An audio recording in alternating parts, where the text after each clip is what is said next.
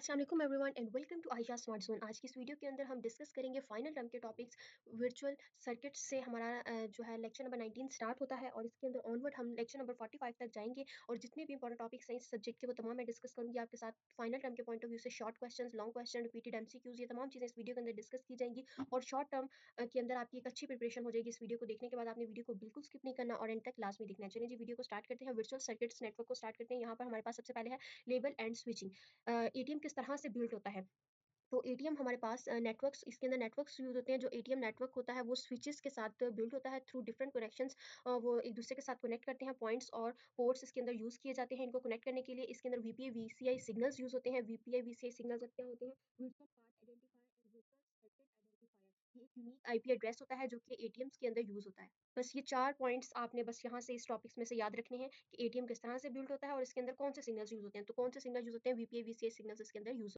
Next यहाँ पर हमारे पास लेबल रीराइटिंग का कॉन्सेप्ट है थोड़ा सा। ATM is called a label rewriting और लेबल स्विचिंग सिस्टम। हम लेबल स्विचिंग सिस्टम और लेबल रीराइटिंग भी बोलते हैं इसको। एटीएम के अंदर ये चीज़ भी परफॉर्म की जाती है। इसके अंदर दोनों कंप्यूटर्स का अपना अपना वीपीआई वीसीआई कनेक्शन होता है। जैसे यहाँ पर आप देख लें VPI VCI values of each end of the connection shows in the figure and computer connection through ATM networks will likely have different VPI VCI. अब इस कंप्यूटर का अपना वीपीआई वीसीआई है और इस कंप्यूटर बी का अपना वीपीआई वीसीआई है और एटीएम स्विचेस के साथ इसको कनेक्ट किया जा रहा है।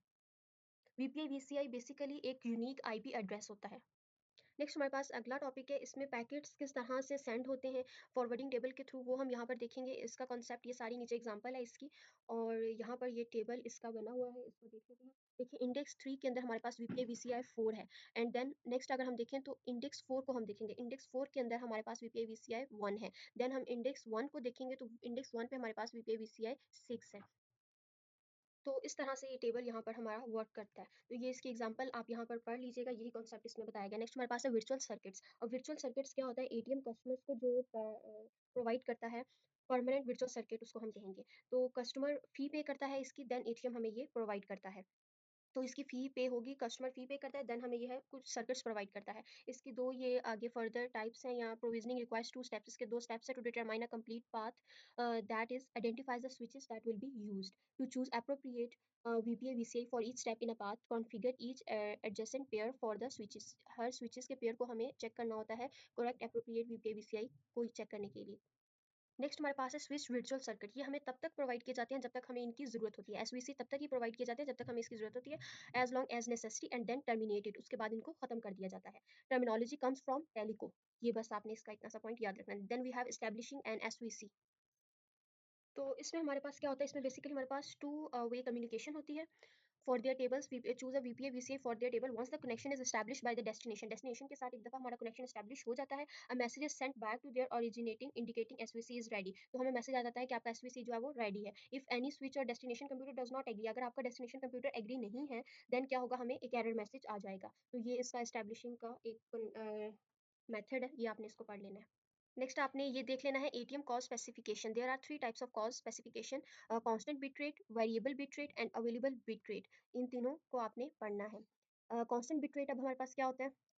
कांस्टेंट बिट रेट हमारे पास ऑडियो एंड वीडियो के लिए यूज होता है और ये पहले से ही प्री डिफाइंड होता है, ठीक है, और ये चेंज भी नहीं होता। जबकि वेरिएबल बिट रेट जो है वो चेंज होता है। It is used for compressed audio and video. And अगर हम अवेलेबल बिट रेट्स की बात करें, it is used for the applications. ये एप्लीकेशंस के लिए यूज किया जाएगा। नेक्स्ट हमारे पास लेक्चर नंबर 20 है ATM and network ownerships, cells versus packet. ATM designers जो हैं वो सेल्स का यूज क्यों करते हैं पैकेट्स की निस्बत? तो इसको हम यहाँ पर देख लेते हैं। Cells are not variable length and cells are not variable length and memory management for them is simpler. So cell हमारे पास वेरिएबल लेंथ नहीं होते तो मेमोरी मैनेजमेंट इनकी आसान होती है, सिंपलर होती है। लेकिन अगर handling variable length packet leads to the memory fragmentation. अगर वेरिएबल लेंथ की बात की जाए तो इसमें क्या होती है? मेमोरी फ्रेगमेंटेशन होती है। फ्रेगमेंटेशन का यहाँ पर मतलब होता है कि इसमें ज़्यादा स्पेसेस होती है। इस मेमोरी के ज़्यादा होने के लिए ही तो हम इसको यूज़ करते हैं कि हमारे पास वेरिएबल लेंथ हो, कांस्टेंट हो, सॉरी वेरिएबल लेंथ ना हो और कांस्टेंट हो, जिसमें हमारे पास मेमोरी कम से कम यूज़ हो। Next, the length of the time required send a variable packet is variable and requires a complicated interrupt scheme detect the complication of transmission. मतलब इसमें टाइम जो है वो कॉन्टिन्यूसली चेंज होता है, बार बार वेरिएबल होता है तो वो चेंज होता रहेगा। अभी इसका डिसएडवांटेज ये है कि requires a complicated interrupt schemes. Complicated होने की वजह से हमें इसके अंदर इंटरप्ट स्कीम्स का यूज़ करना पड़ता है जो कि बहुत ज़्यादा कॉम्प्लिकेटेड होता है, मुश्किल। नेक्स्ट हमारे पास है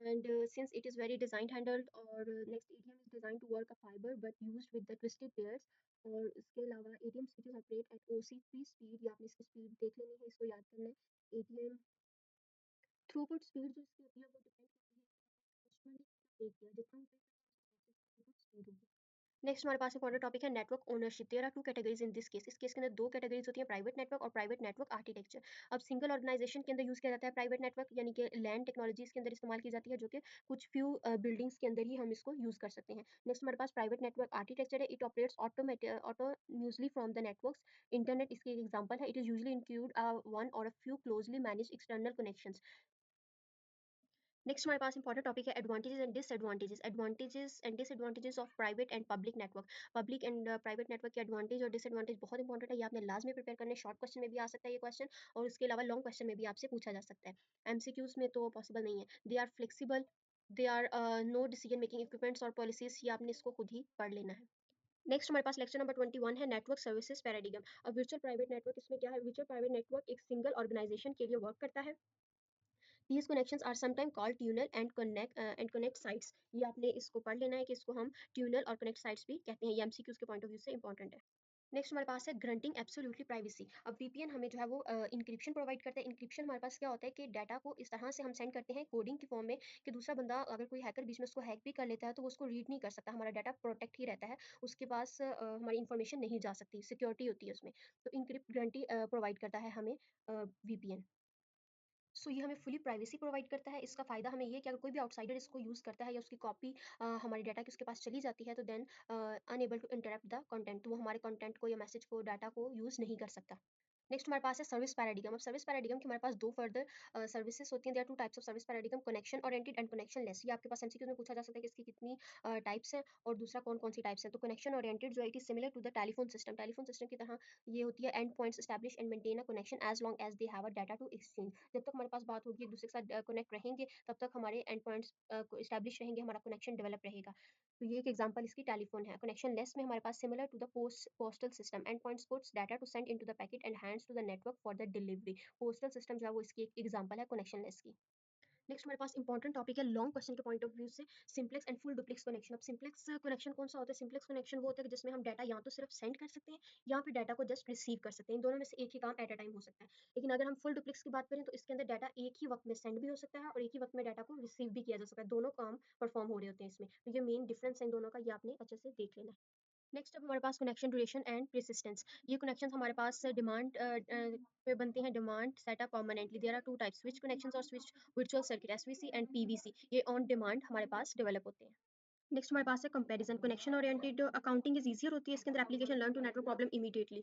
एप्लीकेशन नेटवर्क के अंदर इमीडिएटली लर्न हो जाती है कनेक्शन लेस के अंदर फ्यूअर ओवरहेड होते हैं और इजी टू इंप्लीमेंट नेटवर्क होता है ये नेक्स्ट ये वाला टेबल आपने फाइनल टर्म की प्रिपरेशन के लिए बहुत इंपॉर्टेंट है लॉन्ग शॉर्ट में एमसीक्यूज में पूछा जाता है इसमें से ये आपने लाजमी प्रिपेयर करना है नेक्स्ट अगला टॉपिक हमारे पास लेक्चर नंबर 22 है जिसमें नेटवर्क परफॉर्मेंसेस होती है there are two types of characteristics in case of network performances एक हमारे पास है डिले और दूसरा है थ्रूपुट अब डिले यहाँ पर क्या चीज़ है एक कंप्यूटर से दूसरे कंप्यूटर तक डाटा को सेंड करने के लिए जितना टाइम लगता है उसे हम डिले कहेंगे अब डिले के आगे हमारे पास फर्दर 4 टाइप्स हैं उनको देख लेते हैं propagation delay it is defined as the time travel across the medium जितना टाइम ट्रैवल करने में लगेगा एक मीडियम से उसको हम प्रोपिगेशन कहेंगे switching delay it is the time required for a network components में जो टाइम रिक्वायर्ड होगा उसको स्विचिंग डिले कहेंगे like hub bridge packet and switches वगैरह एक्सेस डिले क्या होता है it is the time required to get control of the medium CM में सीडी टोकन इनको हम एक्सेस डिले कहेंगे नेक्स्ट हमारे पास है इनक्वायर्ड डिले ये क्या है हमारे पास इनक्वायर्ड इन पैकेट स्विचेस नेक्स्ट हमारे पास है थ्रूपुट क्या होता है डाटा हमारा किस रेट पे सेंड होता है उसको हम कहेंगे थ्रूपुट हर हार्डवेयर की अपनी एक थ्रूपुट होती है उसको हम कहते हैं बैंडविड्थ नेक्स्ट हमारे पास है relationship between delay and the throughput relationship delay और थ्रूपुट के दरमियान क्या होता है if a packet switch has a queue अगर आपके पास एक क्यू है कतार है of a packets waiting when the new packet arrives तो उसके अंदर पैकेट्स हम डालते जाएंगे the new packet will be placed on the entire queue and will be need to wait while the switch forwarded the previous packet जब तक forward नहीं हो जाते निकल नहीं जाते तो न्यू को वेट करना पड़ेगा throughput delay are not completely independent एक दूसरे से इंडिपेंडेंट नहीं होते नेक्स्ट अगला हमारे पास है jitter the amount of delay data network introduce is called jitter जो amount of delay network introduce करवाता है उसको हम जिटर बोलते हैं a network with zero jitter takes exactly the same amount to transfer each packet zero jitter same amount लेता है transfer करने के लिए हर पैकेट को a network with higher jitter takes each take much longer to deliver some packets then other next we have lecture number 23 internetworking concept of architecture and protocols. अब इसके अंदर हमारे पास क्या है, there is no single network technology नहीं होती, जो कि क्योंकि ये हमारी सिंगल नेटवर्क टेक्नोलॉजी हमारी नीड्स को फुलफिल नहीं करती, सो हमें यहाँ पर मल्टीपल फिजिकल नेटवर्क्स की ज़रूरत होती है। सो इसमें ऑर्गेनाइजेशंस हमारे लिए नेटवर्क को चूज़ करती हैं। कुछ ऑर्गेनाइजेशंस लैन को यूज़ करती हैं, लोकल एरिया नेटवर्क को यूज़ करती हैं, और कुछ ऑर्गेनाइजेशंस वाइड एरिया नेटवर्क को यूज़ करती हैं। नेक्स्ट हमारे पास क्वेश्चन है the concept of universe service. अब मल्टीपल नेटवर्क्स के कुछ दो डिसएडवांटेजेस हैं, वो हम देख लेते हैं। The computer attaches to a given network can only communicate with the other computer attach to the same network. Network के साथ जो कंप्यूटर हमारा कनेक्ट होगा, सिर्फ उसी के साथ हमारी कम्युनिकेशन हो सकेगी, बाकी दूसरे नेटवर्क्स के साथ डिस्कनेक्ट होते हैं हम। In 1970s, large organizations began to acquire multiple networks. Each network in the organization formed island. Employees needed to choose a computer appropriate for each task. Employees को जरूरत होती है कि वो उस नेटवर्क को चूज करें जो कि appropriate होता है हर टास्क के लिए. So they need a multiple screens. तो उन्हें multiple screens की जरूरत होती थी, कीबोर्ड्स एंड कंप्यूटर्स की. तो ये आपके दो डिसएडवांटेजेस हैं, इनको आपने लिखना है अगर आपके पास क्वेश्चन आ जाता है मल्टीपल नेटवर्क के डिसएडवांटेजेस का. नेक्स्ट हमारे पास यूनिवर्सल सर्विसेज है, इसमें हमारे पास ऑर्बिटरी पेयर्स होते हैं कम्युनिकेट करने के लिए कंप्यूटर्स के साथ. नेक्स्ट हमारे पास है inter networking. Universal services among the heterogeneous network is called inter networking. ये आपके पास एमसीक्यूज और शॉर्ट क्वेश्चन दोनों बन रहा है. It is uses both hardware and software. ये बहुत हार्डवेयर और सॉफ्टवेयर को यूज करते हैं, ये आपने देख लेना. नेक्स्ट हमारे पास इंटरनेट आर्किटेक्चर है. इसमें ये देखिए, ये हमारे पास नेटवर्क्स हैं और ये जो मिड में है ये हमारे पास राउटर्स हैं. तो राउटर्स हमारे पास डाटा को सेंड करने के लिए यूज़ किए जाते हैं. इसका कॉन्सेप्ट जस्ट यही है. नेक्स्ट हमारे पास इंपॉर्टेंट टॉपिक है, TCP IP protocols are organize into 5 conceptual layers. अब इसके अंदर 5 लेयर्स हैं इसकी. ये पेपर के पॉइंट ऑफ व्यू से बहुत इंपॉर्टेंट है, लॉन्ग क्वेश्चन में लाजमी आती हैं. 5 लेयर्स के नेम आते हैं, या फिर आपको कोई कॉन्सेप्ट दिया जाता है और फिर सिनेरियो दिया जाता है और पूछा जाता है कि ये कौन सी लेयर है, तो आपने उसको इजीली, आपको तभी आप बता सकेंगे जब आपको इनका कॉन्सेप्ट क्लियर होगा. एप्लीकेशन लेयर होती है हमारे पास, transport layer, internet network interface and physical layer. ये 4 इसकी लेयर्स हैं, ये आपने प्रिपेयर करनी है अच्छे से. लेयर नंबर 1 है correspond to basic network hardware layer in OSI. वैसे हमारे पास 7 लेयर्स होती हैं, लेकिन यहाँ पर वैसे मॉडल की जस्ट हमारे पास 5 लेयर्स गिवन है, तो आपने इन्हीं को अच्छे से prepare. Correspond to basic network hardware layer जो कॉरिस्पॉन्ड करते हैं, ये हमारे पास फिजिकल लेयर की यहाँ पर बात की गई है. नेक्स्ट है specifies how to organize data in the frames. ये हमारे पास लेयर नंबर 2 को यहाँ पर एक्सप्लेन किया गया है, जो कि नेटवर्क इंटरफेस लेयर है. Next specifies the format of packet Saint across the internet. ये हमारे पास इंटरनेट लेयर की बात की गई है यहाँ पर.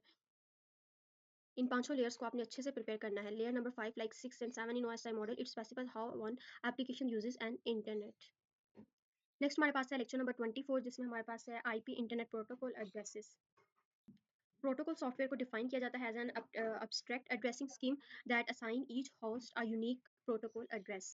आईपी स्पेसिफिकली हमारे पास इंटरनेट प्रोटोकॉल होता है. इस IP stands for internet protocol, और जो भी डिवाइस हमारी इंटरनेट के साथ कनेक्ट होती है उसका एक यूनिक आईपी एड्रेस होता है. An internet address, IP address, is a unique 32-bit binary number. ये 32-bit binary number होता है assigned to a host to communicate with the host. Each packet sent across an internet contain a 32-bit IP address. जो भी packet हमारा internet के cross भेजा जाता है उसको कंटेन करता है 32-bit IP addresses of the sender as well as the intent recipient destination. इसके अंदर इसमें हमारे पास इंटीजर वैल्यूज होती हैं और ये डॉट के साथ सेपरेट किया जाता है आईपी एड्रेस को. आईपी एड्रेस हमारे पास लॉजिकल एड्रेस होता है, जबकि मैक एड्रेस हमारे पास फिजिकल एड्रेस होता है. मैक एड्रेस को फाइंड करना काफ़ी ज़्यादा डिफिकल्ट होता है, जबकि अगर हम आईपी एड्रेस की बात की जाए तो वो इजीली सर्च हो जाता है. नेक्स्ट हमारे पास है द आईपी एड्रेसेस हियरार्ची. अब इसमें हमारे पास ईच 32-बिट IP addresses divided into two parts. दो पार्ट्स में इसको डिवाइड किया गया. एक हमारे पास प्रीफिक्स होता है और दूसरा सुफिक्स होता है. प्रीफिक्स हमारा क्या करता है, आइडेंटिफाइज करता है फिजिकल नेटवर्क को, जबकि suffix identifies an individual computer on the network. Next हमारे पास है the IP addresses hierarchy guarantees two important principles. इसके दो इंपॉर्टेंट प्रिंसिपल है, ये आपने प्रिपेयर कर लेने हैं फाइनल टाइम के शॉर्ट क्वेश्चन के पॉइंट ऑफ व्यू से. Each computer assigned a unique address. एक तो इसका ये एक प्रिंसिपल है. दूसरा है all two network number assignment must be coordinate globally. Suffixes can be assigned locally. Suffixes जो होते हैं वो लोकली असाइंड होते हैं और कोऑर्डिनेशन इसके अंदर की जाती है globally. So now we have lecture number 25 internet protocol addressing notations. अब यहाँ पर देखिए, whenever it handles a packet IP software needs to be separate the destination addresses into prefix and suffix. Suffix और प्रीफिक्स में IP software needs to be separate the destinations को सेपरेट करना होता है. एंड यहाँ पर ये इसका एक टेबल है जो कि बहुत इंपॉर्टेंट है फाइनल के पॉइंट ऑफ व्यू से. इसमें से एमसीक्यूज लाजमी आते हैं आपके, और लॉन्ग क्वेश्चन भी कभी कभार आ जाता है, तो आपने इसको अच्छे से इस टेबल को प्रिपेयर करना है. आईपी 0 से स्टार्ट होने वाले हमारे पास क्लास ए से बिलोंग करते हैं, और बी क्लास से स्टार्ट होने वाले जो हैं वो 0 और 1 से स्टार्ट होते हैं. एंड सी क्लास 1 और 0 से स्टार्ट होती है. इस तरह से आपने इस टेबल को अच्छे से प्रिपेयर करना है. आईपी आपको गिवन होते हैं और आपसे पूछा जाता है ये कौन सी क्लास से बिलोंग करें. आपने उनकी क्लास बतानी होती है बेसिकली, कि ये ए क्लास के हैं, ये बी क्लास के हैं, ये सी क्लास के हैं या ई क्लास के. तो ये आपने क्लासेस बतानी होती है. ये आईपीज आपको गिवन होते हैं. एमसीक्यूज में भी आ जाता है, शॉर्ट क्वेश्चन में तो नहीं आता है, लेकिन लॉन्ग क्वेश्चन में आपको ये पूरा टेबल आ सकता है. नेक्स्ट हमारे पास है dotted decimal notation. Dotted decimal notation is a synthetic form of the IP software uses expresses 32 bit binary values. और इसको separate dotted decimal represent each octet को रिप्रेजेंट करते हैं और इनको सेपरेट किया जाता है डॉट से। लाइक ये देखिए यहाँ पर आपको इस तरह से क्वेश्चन आ सकता है कि आपको बाइनरी गिवन होती है और बाइनरीज को कन्वर्ट करने का कहा जा सकता है कि इसको डेसिमल में कन्वर्ट किया जाए, तो फिर आपने इसको कैलकुलेटर की मदद से कर लेना है। कैलकुलेटर की हेल्प से आप इसको इजीली परफॉर्म कर सकते हैं।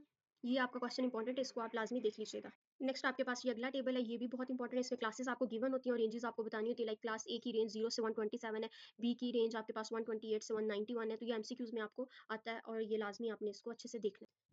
नेक्स्ट अगला हमारे पास है division of the addresses space. The IP scheme does not divide into the 32 bit addresses. 32 bit addresses में इसको डिवाइड नहीं किया जाता। Prefix of n bit allows to n unique numbers. अब देखिए यहाँ पर आपके पास क्लासेस गिवन है, बिट इन प्रीफिक्सेस ये आपको गिवन है। मैक्सिमम नंबर ऑफ नेटवर्क आपने फाइंड करनी है, तो आप 2 एन करेंगे, यानी 2 की पावर 7 करेंगे तो आपके पास 128 आ जाएगा। 2 की पावर 14 करेंगे तो आपके पास ये एड्रेस आ जाएगा। 2 की पावर 21 करेंगे तो आपके पास ये वाला एड्रेस आ जाएगा। इस तरह से आपने ये सारे एड्रेसेस फाइंड करने हैं। बिट इन सुफिक्स भी इसी तरह से फाइंड हो जाएगा।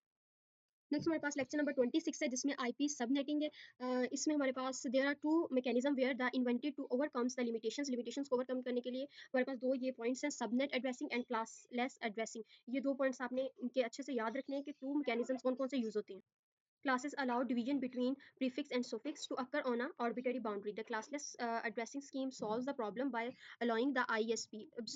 Classless addressing हमें scheme provide करती है जिससे problem by allowing the ISP to assign a prefix that is 28 bit long.